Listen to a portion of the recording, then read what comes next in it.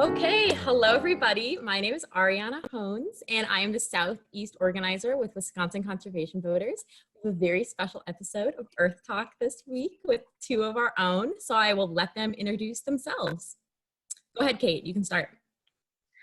I'm Kate Beaton. I'm the Western organizer for Wisconsin Conservation Voters from Eau Claire, and I also serve on the Eau Claire City Council. Hi everyone, my name is Angelito Tenorio. I am the Engagement and Development Manager with Wisconsin Conservation Voters based here in Milwaukee. And I am also the District 1 West Allis Alderman. Amazing. Cool. Well, thanks so much for being here. So the first question I always like to start out with, just to kind of ground us where we come from, is what was your first experience with community activism, whether that's environmental activism or just like being involved in your community for the first time? Kate, do you want to start us off? I came from a family that was really involved in sort of like experiencing nature and being outside, but we weren't a very civically active family. And my very first experience with activism is really vivid. It was when in high school, when a friend of mine invited me to come with her and her parents to picket on the sidewalk to support a referendum for our school. And we were getting honks and so much support, and it was sort of in that moment where I realized that that activism was something that I wanted to continue to do. So yeah, that was my first experience. Awesome. Angelito? Yeah, so for me, I grew up here and my parents growing up were really involved in the Filipino community.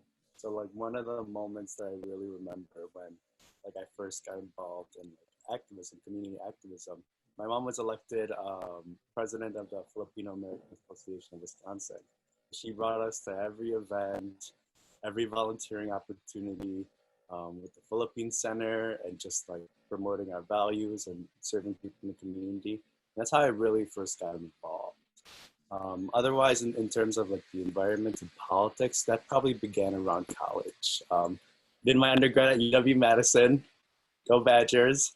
And Madison was perfect for me because that's where I kind of like switched gears and really dove into my interest into politics and activism and organizing. Got involved in student government, really involved in College Democrats, interned in the Capitol, and just that's where I really honed down my skills to further advocate for the issues and the values we care about. So it's been really cool.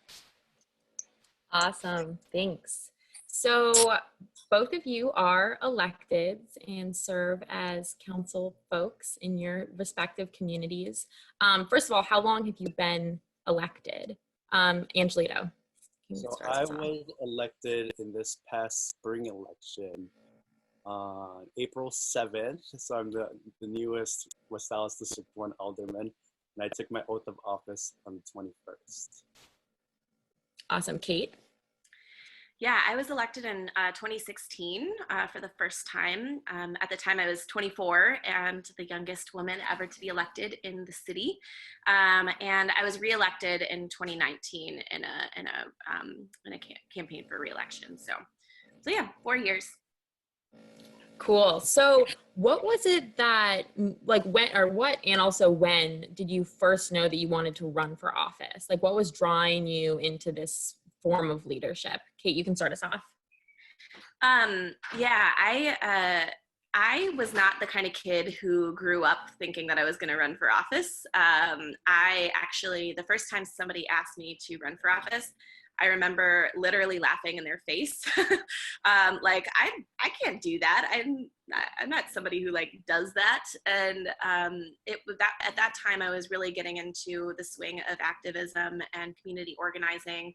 I had been working on food justice issues in Eau Claire and had worked with the city council to get funding and support for a project that I was working on. And so I was certainly at that point qualified for the position, but didn't really believe in myself. And it wasn't until people started asking me, and people I really trusted started asking me over and over to run for office.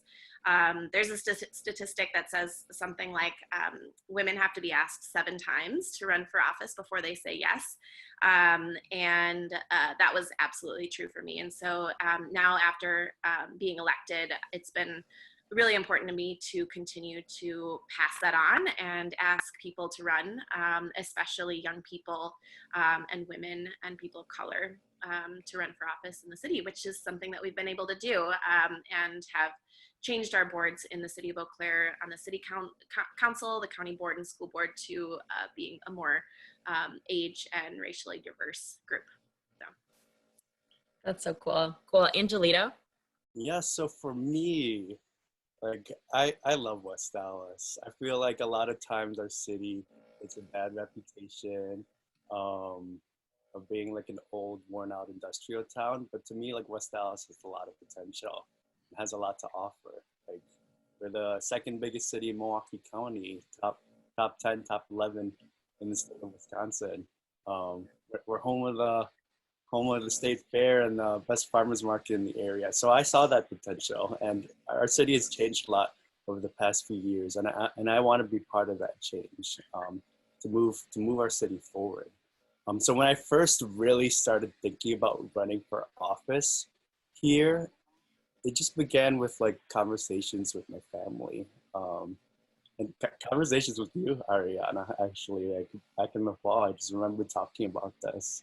And then eventually I decided to do it, and then actually launch my campaign, just talking with coworkers as well, like conservation voters, about like forming a plan, creating a platform, and then actually like figuring out how to launch a successful campaign. Because it was hard. Running for office is really making yourself vulnerable. You put yourself out there to the constituents, the scrutiny of the public, and yeah, especially like running as a young person. Like our city council has been like a lot older than I am, really. So like I echo Kate's sentiments of getting younger people to get involved in the political process, and also like as a person of color, I was told I was the first person of color ever elected in West Allis. Just making sure that like different voices are being heard, and making sure that our values and the issues we care about are being put front and center. So that's why I decided to run, because if not me, then who else, right? And I want to be part of the process of making our city better and contributing to the community. Yeah. So I'm going to go a little bit off the questions that I prepared because I'm interested in the answer. Both of you have talked about, being the first, so like first youngest, woman elected in Eau Claire, first person of color, first Filipino American elected in West Allis. What is that? What have you kind of, Angelito, you're so new to the position, so I'm sure that it's going to be a learning process, but what does that, do all the time? I think we talk about like how much it matters to see folks that look like you in office and see folks that represent your values and your communities in office. But what do you all think about just like the role that you all play as young people, as women, as people of color, like in shaping policy that really represents communities effectively? Whoever wants to start can start. I'll answer that. I think that there's the obvious answer that with diversity comes lots of different life experiences and opinions and perspectives that really add such a wealth to the decision-making power of a board or a city council. And I definitely recognize that, particularly in my age. When I joined the council, I think the average age was 60, and I was 24. And there were distinct decisions on the city council that I felt like I brought a perspective that didn't exist, because that represented a large portion of our population in Eau Claire. We're a college town. 1/6 of our population is college students, and so that's a really important perspective that needs to be represented in our city specifically. I think too, when people see people who look like them, especially in local office, I think that they're more. I've noticed that they're more interested and more comfortable with engaging in local government. Local government is so wonderfully easy to engage in. You have such an incredibly powerful voice in local government, because you're one in Eau Claire, you're one of 70,000 people rather than one person in an entire country, right, or an entire state. And so you have such a powerful voice, and I've noticed that the people who contact me are people that I would suspect wouldn't be contacting the, maybe older city council member that doesn't look like them, or they feel like they can't relate to. And so I think having a more diverse local government also allows for more people to be engaging with it. Yes, Yeah. I wholeheartedly agree with what you're saying, Kate, because like I represent like the most diverse district in West Allis. A lot of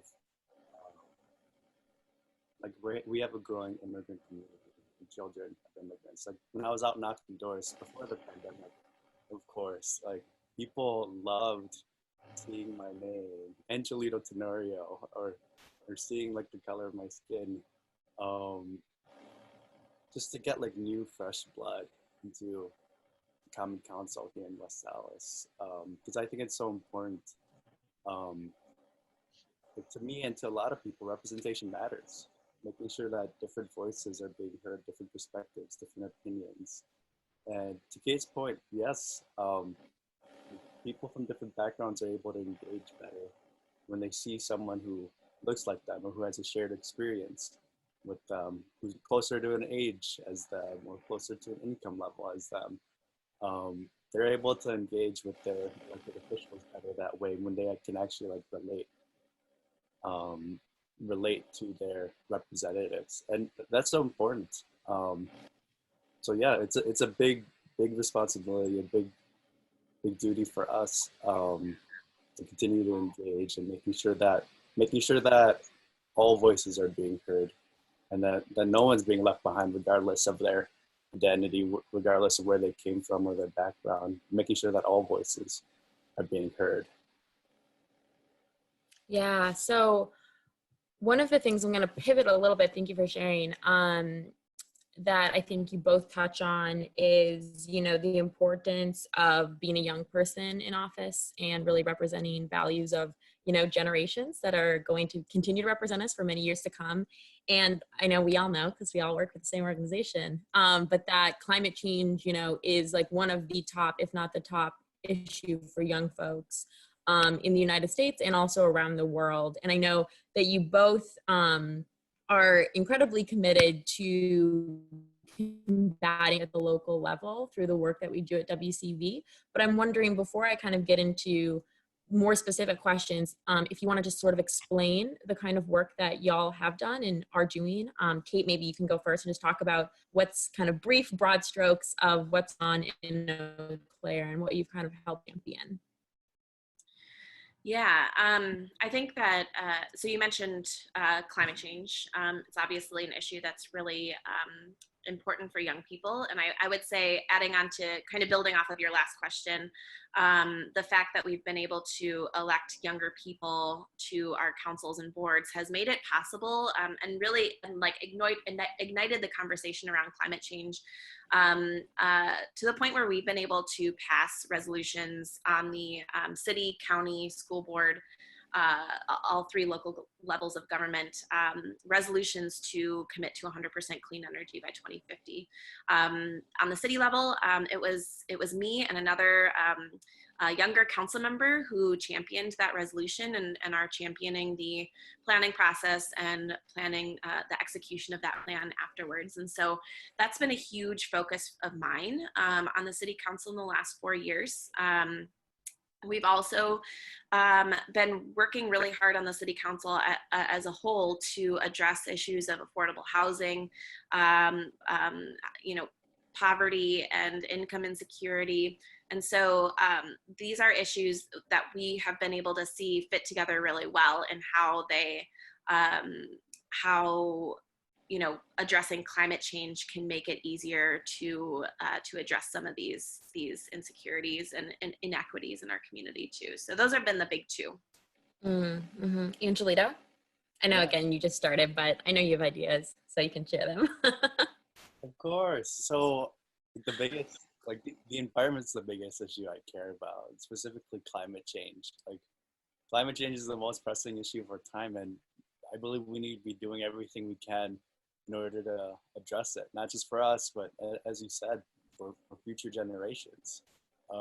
So here in West Allis, like we're just getting the conversation started about a clean energy resolution, committing to 100% clean energy in our city. I've been talking with the mayor already.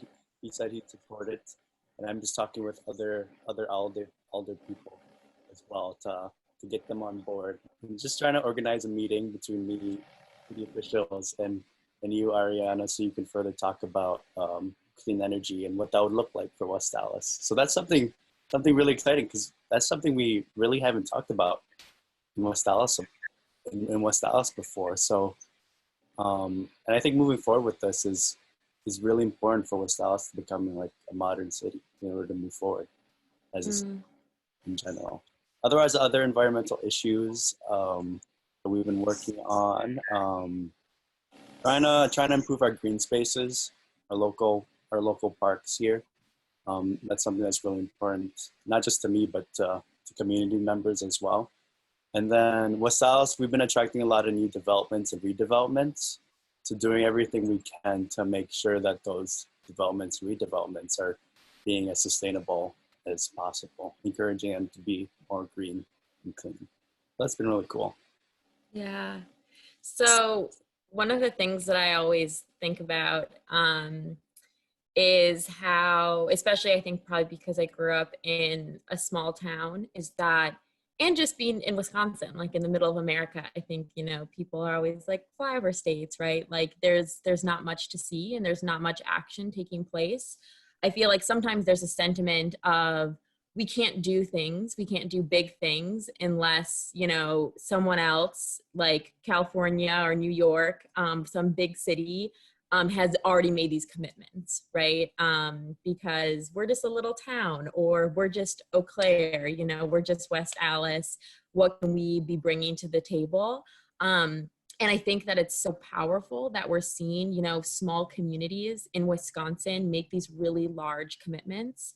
But my question is, you know, kind of with that in mind of there often is a hesitancy to jump in to combating climate change and our current climate crisis, but also within our current, you know, legislature. What role does local action play in kind of pushing environmental policy forward and making sure that it's prioritized? So as we can see, right, with like the state government as it is, what kind of work that you all do, how does that impact what our state can do? Yeah, so I can start us off. When it comes to like environmental action, specifically action addressing climate change, like we can't wait for the federal government to take action on that. We can't wait for the state government to take action on that. And that's why local government's so important. I feel like national politics often gets like a lot of attention, understandably so. Like it's very glamorous who's running for president. But everything that like affects us more directly and more immediately happens at the local level. And I think that's the power of local government, because anyone can get involved.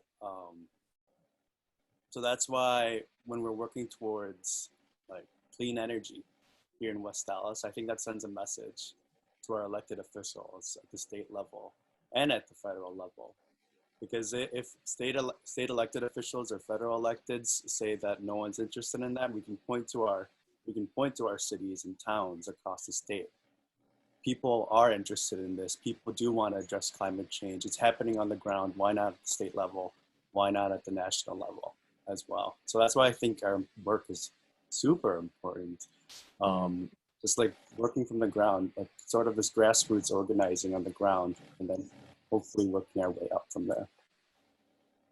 Yeah, great. Kate, do you have anything to add? Yeah, so our Eau Claire's clean energy journey started when the president announced that he would get a peek of my dog. That's Elsie. We started our journey when the president announced that he would be withdrawing the U.S. from the Paris Climate Agreement, and I remember feeling really helpless. It felt like we weren't doing enough anyway, and we were taking steps backward. And I realized that I can't control what Donald Trump does, but I realized that I do have control, and I have a shared control with the community over this little slice of energy usage in Eau Claire, Wisconsin. And I started to think about if we can all harness the power that we have on the local level in each of our communities, then we can make bigger change than what was even planned in the Paris Climate Agreement. And we're seeing that that's happening. So at this point right now, 1 in 4 Americans are represented by governments who have made commitments to transition to 100% clean energy by 2050. That is huge. That's incredible. And I truly think that, you know, even at the local level, we're making these large commitments for relatively small populations, you know, 70,000, 60,000, you know, and so forth. But we're adding to a larger movement that collectively, I think, will create a lot of change and will truly begin to address climate change. I do also think that, so I think on its own, these local commitments make a huge difference. And I agree too with Angelito that that these commitments also send a signal to our state and federal governments that that local people expect them to do this, and send the signal that a majority of Americans do support clean energy, and it's time that our legislators get on board too. I think the other interesting piece that I realized after we started this journey was that these resolutions and these actions, these local actions to transition to clean energy, have sent a signal to our energy provider as well. Xcel Energy is the energy provider for the city of Eau Claire. They represent 8 states and are one of the largest energy providers in the country. And they've told me directly and very clearly that local actions to transition to clean energy convince them as an energy provider to make a commitment to 100% carbon-free electricity by 2050.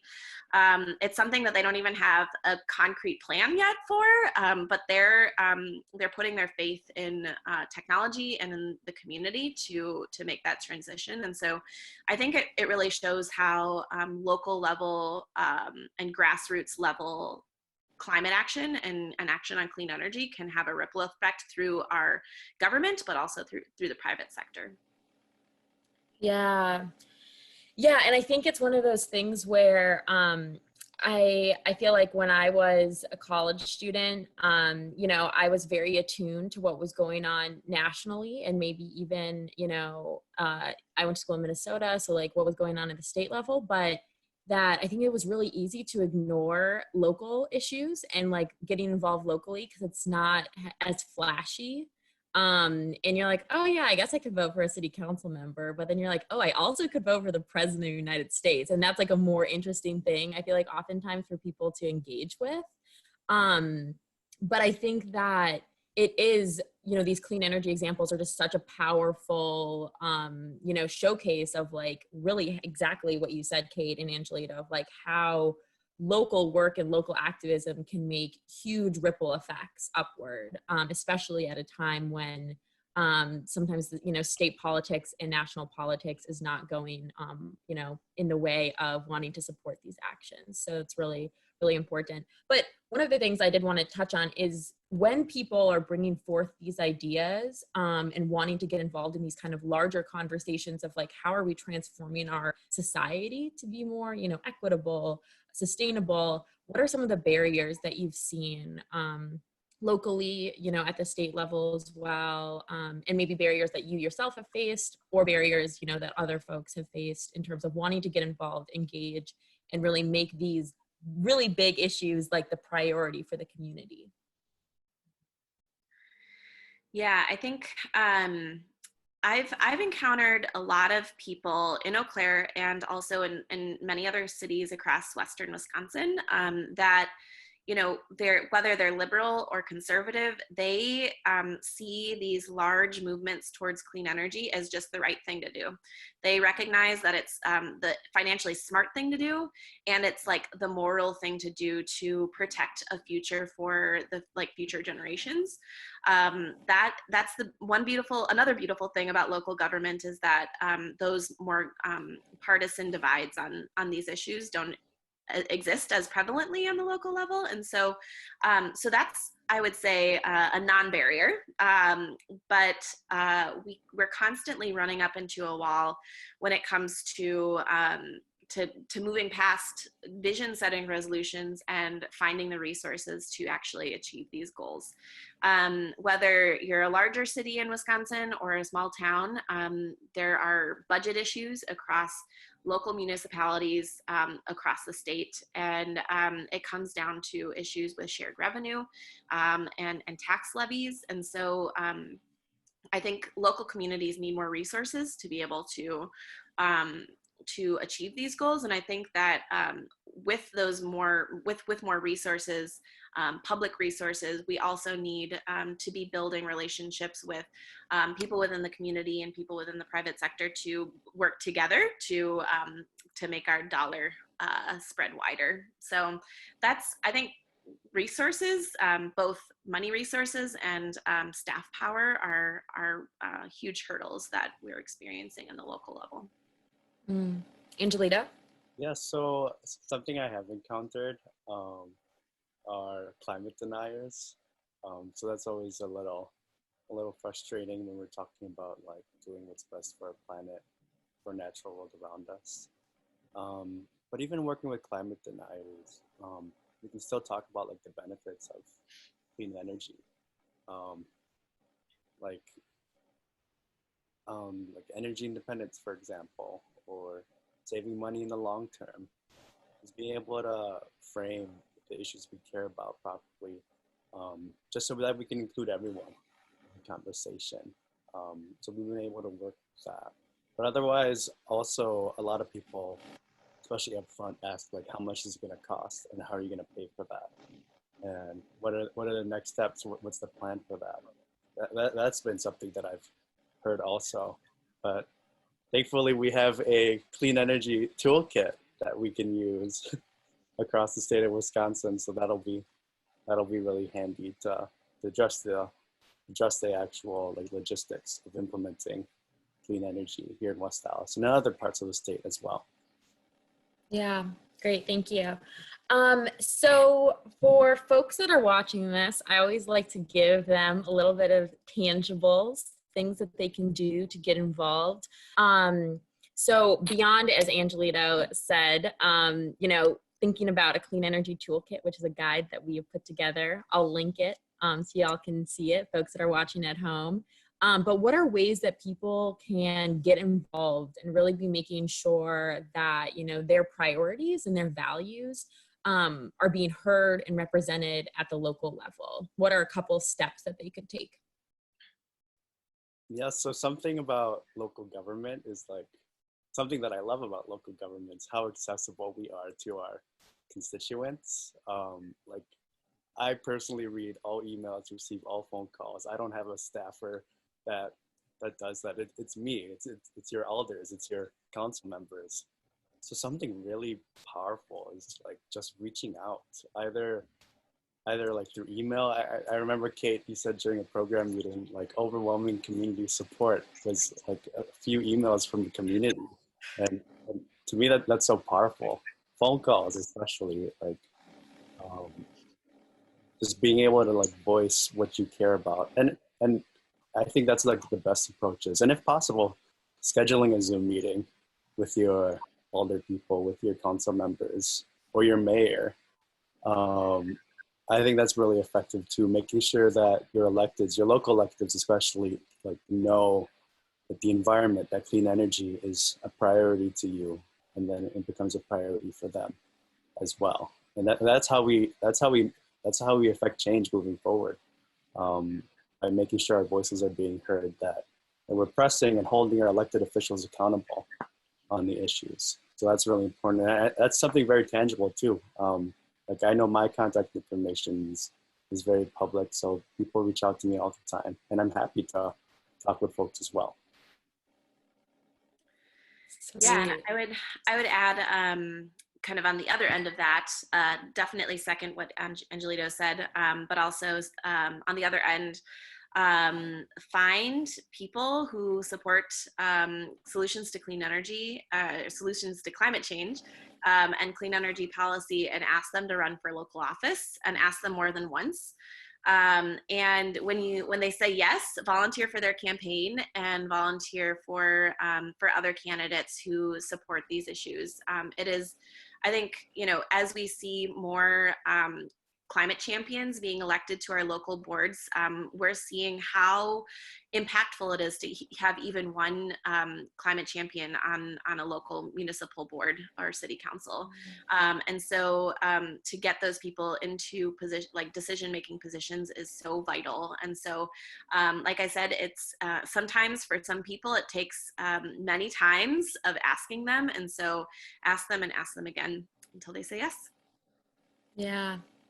Well, we'll put both Kate and Angelito's contact information in the links so y'all can tell them your 2 cents. Just kidding, but maybe. All right, so a little bit on a flip side of this, thanks for letting us know how we evolved. For both of you, kind of beyond, obviously, the very huge and daunting umbrella of climate change, as a category, what's your biggest environmental concern right now? And maybe you could talk about it from the perspective of your home community, so Eau Claire and West Allis. What are you really concerned about? Whoever wants to start. Sure, I can start. So biggest environmental concern outside of climate change. So I live on the east end of West Allis, and we've been we're probably the lowest income district neighborhoods of West Allis. We've been getting a lot of new developments and redevelopments. So a real concern is affordable housing, and people getting priced out of the community. So that's something that we've been really keeping an eye on. But also the effects these developments have on our environment, right? Making sure that they're doing everything they can to be holding them accountable, making sure they're doing everything they can to be sustainable, making sure that they're not encroaching onto our green spaces, our parks, or making sure that these new developments are taking efforts or taking measures to become more clean. For example, there's this new apartment complex that's near me they're very interested in installing solar panels, for example. So just working with them to make them more sustainable and more environmentally conscious. Where they're, for example, also with parking lots, making sure that they're doing things that that doesn't disrupt the flow of water from rain. And all these different measures to make our city greener and cleaner. So that's been a real concern of mine and of people in my community as well, that these new developments coming in don't disrupt the local life, people who've been here, longtime residents of West Allis, and they don't disrupt the environmental aspects of our city. They do the opposite, increasing the sustainability of our city. Yeah. Kate? Yeah. So like I said, I got my start community organizing in food justice issues and food sustainability issues. And so other than climate change, I would say the sustainable food system locally and statewide and nationwide and worldwide is a big concern for me. Obviously, our food system has a huge impact on climate change, but it also has an impact on and on the health of our ecosystem and and our human health as well, and lots of other things. And I've been really interested and invested in empowering a more localized food system in the city of Eau Claire. We have a wonderful local food system already. I think we have. I've been to a lot of farmers markets in the state of Wisconsin, and I'm claiming our farmers market as the best. I don't know. What's that? We'll have to put it to the test someday, Angelito. We also have an incredible network of community gardens. So there's a lot of food being grown within the city and around the city and being consumed in and around the city. And I want to work on making that more possible and easier for people within the city of Eau Claire. We've passed resolutions to allow for urban beekeeping and urban chicken keeping, and have really, as a city, sought to empower our community gardens and farmers market organization. And so that's been a big passion of mine, as well as a big concern of ours in Eau Claire. We have two rivers that converge in a confluence in the middle of our city. It's a very, obviously a wonderful natural part of our city, but it's a very like cultural it's a part of our city's identity, this confluence of these two rivers.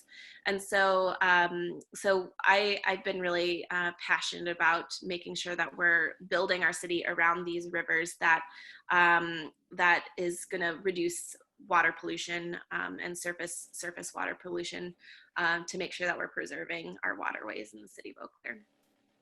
Yeah. So, yeah, I mean, there's so many things that are environmental concerns right now. But what are some, when you think about kind of the situation that we're in right now, but also the solutions that I feel like are continually, you know, being created and cultivated, what are some environmental innovations that get you kind of jazzed? And maybe not even innovations, but, you know, returning to previous ways of living. Like, I think that, Kate, your example of like food justice and sustainability, it's like, look, 100 years ago, that's how it was, you know, people ate the food that they grew. So, you know, ways that we're either returning or moving forward into the future when it comes to environmental solutions. What are some things that get y'all excited? Angelito, you can start. Okay. Yeah, so something that West Allis is like, we have like a rich history of like being a manufacturing, like heavy industry city. But there are some like bodies of water, like Honey Creek, for example, but it's kind of like gotten like buried in all like the industry and all the manufacturing. There's a potential that in the future, like now this is like talking about like vision for West Allis, like within the next 10, 20 years, because Honey Creek is still there, but it's kind of like, it's not like public. It's not like, the water's still there. But in the future, if we take down some of like the old manufacturing and the old industry buildings, like a plan is to like expand Honey Creek to like its old large water flowing and like creating like large green space, like in the center of our city. Like I was just looking at photos of like what that would look like potentially from our development department, and it looks incredible. Just imagining West Allis having this huge green space and this natural flowing of water right in the heart of our city. I think that could be so cool. And that's so important, and making sure that people in our community have access to these green spaces and seeing water flow through our city like it once did before all the manufacturing. So that's something really cool. And I want to be a part of that moving forward. Yeah. Awesome. Kate? Uh, yeah, so I have two kind of on opposite ends of the technological spectrum. Um, First, I think that this pandemic has really started to show us, um, the value of going back to our roots, and literally. And um, I have noticed a resurgence in backyard gardening, and backyard food production. Um, and I feel like every single person I know who has a backyard has a garden this year. And I've been really inspired by the Victory Garden movement, back in the early last century, as a patriotic duty to our country to grow food in our backyards. And I think that that's happening again. And I think it's a way for us to unite in this time of real challenge, but it's also a way for us to build a more local food system and a more sustainable food system that's better for our earth and our bodies. So I've been excited about that. I just tilled up my backyard for my own Victory Garden this year. So that's sort of like going backwards to our roots. But I'm also really excited in the advances in technology for clean energy and more sustainable energy sources, particularly like solar and technologies to create electricity more efficiently, but also technologies like electric cars and electric batteries, to be able to power our communities more efficiently and more financially responsible on clean energy. So, Yeah, something I want to add, actually, something like West Allis has been dealing with is a lot of people just like drive through our city, like it's kind of like a pass through. But I think, and like how this relates to the environment, I think if we have like better design of our streets, making them more walkable, for example, or more bike friendly, and it looks good too, and like making it more accessible for public transportation. I think that's really important, something that I would really kind of incorporate as we plan our city moving forward. So that's something that I'm super excited about, and also with clean energy as well, of course.